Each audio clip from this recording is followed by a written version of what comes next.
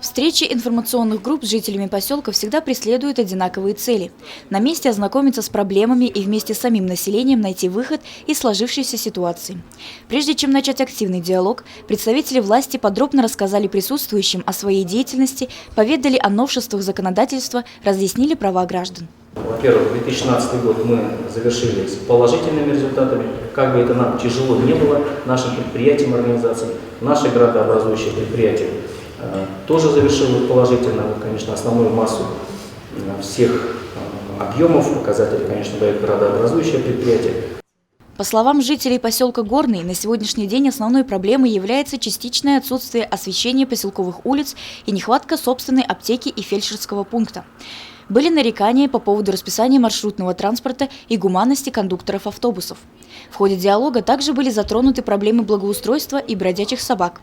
Жители задавали много вопросов, ведь каждого из них волнует будущее родного поселка. В 2016 году в микрорайон Горном по установкам опор для освещения улиц было произведено на 3 улицах. Помогли, восстановить детскую площадку на микрорайоне Горный, на выезде. Очень хорошее сделали. И в принципе остальное, все зависит от финансирования. Программа заложена, сейчас заложена, водопровод на улице Молодежная, Черняховского.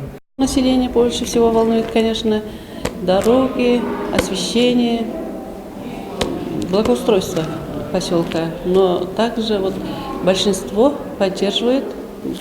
народ поддерживает эту программу тоже. Хотят детскую площадку на Южном. Все прозвучавшие вопросы были услышаны и приняты к рассмотрению работниками информационной группы. В ближайшее время такие встречи запланированы и в других поселках Сибая. Евдокия Титаренко, Радмир Исенглов, Гульгина Раскельдина, телекомпания СТВ.